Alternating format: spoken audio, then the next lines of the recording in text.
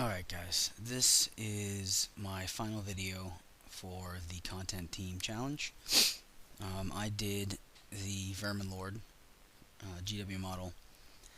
Uh, did the conversions for mine were obvious. If you haven't seen the model, or if you have seen the model rather, you know he only has two arms normally. Uh, my plan was to, this is a model that I had thought up like when it first came out, about the beginning of the year, like almost a year ago now. So I originally had put him together with the like Warmonger punch glove, um, the extended arm that is holding the glaive, and then had planned on putting, as you see, the orb and the pestilence scythe as like his third and fourth arms. Was not anywhere sure as to how I was going to do that, but I knew it included green stuff and a lot of like finagling of the model, like the arms. Wasn't sure how it was going to look, but I'm extremely pleased with how it turned out. He's almost like a Mortal Kombat Goro Vermin Lord almost. I took Screech Verminkin's head, and then you can see the big rhino looking blade horn on his forehead slash nose is from the Warmonger. I just cut that off and plastered it on his forehead. Um, then I took the most ornate horns I could make, and then I added to it. So I added uh, the two big ones protruding in the front up there, and then I think the pestilence vermin or the Vermin Lord Corruptor had like the horns that are like eaten up, and I got fitted those in the very back. So his total, including the bone horn or bone blade horn on the front of his head, he has a total of 13 horns. Obviously, backstory for GW's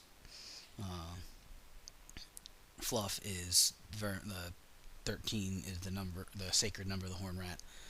So, like I said, I wanted him to be the epitome of the horned rat. Like I wanted it to be him, essentially. Um, so yeah, moving on to the next picture. All right, so this picture is basically just I tried to do a little bit better uh, lighting, which didn't really work. It was literally just sitting on top of my washing machine with a white box behind it. Um, I think honestly the other picture probably has the best view, but I'm gonna have a couple other pictures of the model using this to hopefully get some more light on it so you can see. I'm probably screwing myself because you're gonna see all like the imperfections when I go through these other pictures, but it's whatever. So there's this one. Alright, here, just a side view. Give you a little bit better view of the horns and his right, or his left side, and then his right side. I'm gonna be pointing out my flaws here, just so hopefully I don't, like I said, I hope I don't screw myself. But his the Warmonger punch glove with the big blade fist or whatever, the little rivets essentially are in his in the fist. There's at least one or two that kind of came out blobby, which I didn't have a chance to fix, but still, I think it looks pretty badass. So, next picture. And just a better picture of his backside. You can see a little bit better the like corruptor horns back there. I wanted to give him. He's got gray fur, and then I wanted to give him kind of like a mane almost. So you see like the kind of a pale, bonish white little section in the going down the center of his back. That was my intention, to try and make it look a little less mundane in there. So, alright, and this is just a close-up of the base. It's essentially I think the Vermin Lord, like the whatever the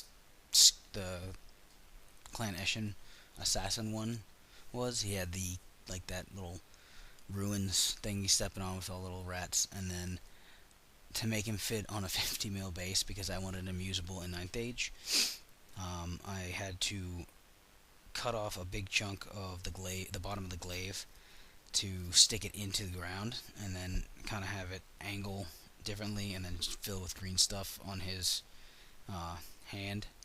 But I think it worked out quite well. And then you can see like the what look like big chunks of warpstone jutting out of the ground are part of the uh, what's it called, Necron basing. I think it was like under Empire basing from GW. But they have a crap load of those like shards that I thought were perfect for a Vermin Lord to have, since Skaven and Warpstone and whatnot. And he's got Warpstone glowing on it, like every little part of his body. Here I wanted to get a little closer view of his face, and like the orb he's holding. The orb is not perfect, but the glowing effect from further away comes off quite well. I was very happy with how the glowing effect for the warpstone from the horn and on his forehead came out, and then obviously you can see the one horn that is jutting out of his forehead, like the little tiny one.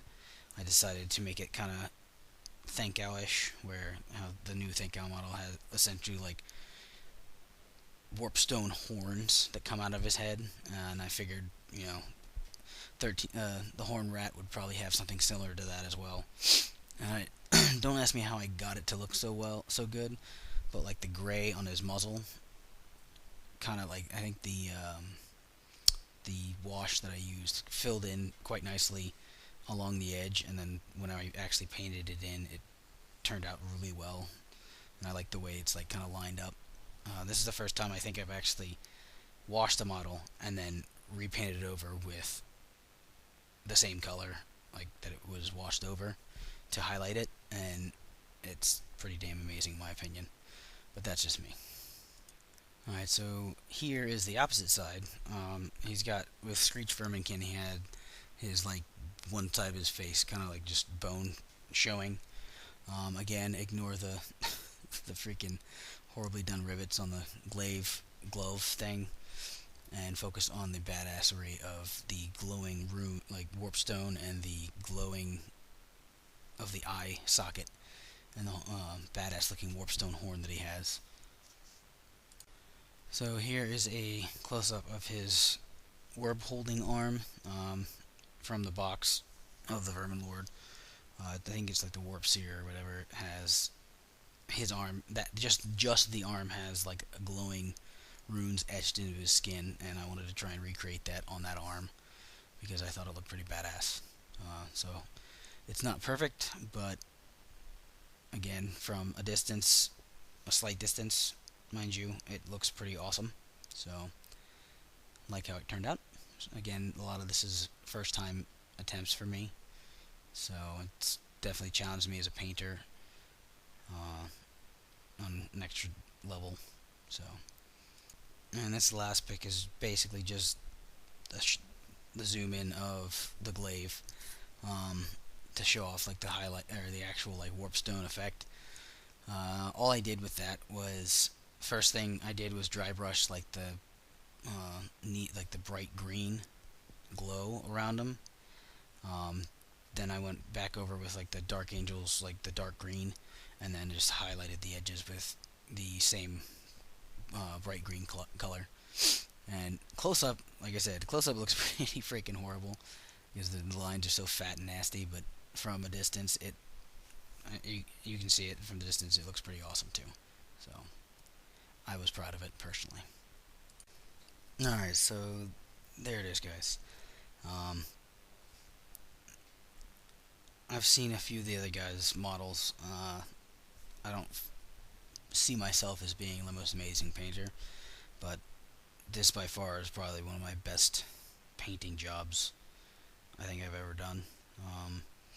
Again, this competition gave me like the motivation and incentive to actually finish this model. Otherwise, I probably would never have actually finished him. So for that, I'm grateful of seeing Anthony's video and motivating me to join the content team and actually like join the modeling competition. I hope to put out more. I have another video that I'm going to try and do. I don't know if I'm going to be able to do it before or after Christmas break, but it's you've seen if you have if you're on my brother's channel at all, spam slam however the fuck he says it. You've already seen the one video I'm going to be putting up, but um, hopefully it'll be still interesting for you all to watch if you haven't already seen it on his channel. But yeah, if you can vote for me, I'd greatly appreciate it. Also, I've been nominated for I think the YouTubers Award or Warhammer YouTubers Awards for Ninth Age content, which I know I kind of dropped off after Age of Sigmar, which I mean honestly that it just kind of I lost interest after that. I still love the models that they're putting out. GW, I'll give them that. They are a very good company when it comes to creating models, but when they pass the crap where they're like, "Oh, we're not a gaming company, we're a modeling company," I think they alienated a shit ton of their like customer base. Um, so yeah, my 8th edition battle reports kind of just dropped off. That, along with the fact that I was in the middle of having to get my townhouse ready to be sold and finding a new house, I was just overworked, overwhelmed, and just didn't have the extra time to do the battle reports. Because for me, the battle reports is something that I do for fun and for you guys to just so that you have something to watch. For me, I like when I'm at work, I do work, but in the background, I constantly have Warhammer videos or whatever going, just to pique my interest randomly. And I love watching other people's videos because I know I personally learn a lot when it comes when because I'm horrible at rules. Like if you watch any of my last videos, I forget shit like steadfast because I'm never steadfast against most of the players in my group, so I'd never remember it. And my brother sucks at rules as well because he's a new player, but that's beside the point. But I know for me personally, when new battle reporters come out, I try and look at what they have and subscribe to them if it piques my interest. Because Age of Sigmar stuff, like I said, I'm not too interested in, but there's a lot of guys out that are putting out a lot of good content for Ninth Age, and I think it's something that everybody should, if you enjoyed 8th edition and the only reason you're not playing the Ninth Age is because GW put such a bad taste in your mouth when they completely dropped freaking Warhammer Fantasy for this new Age of Sigmar thing.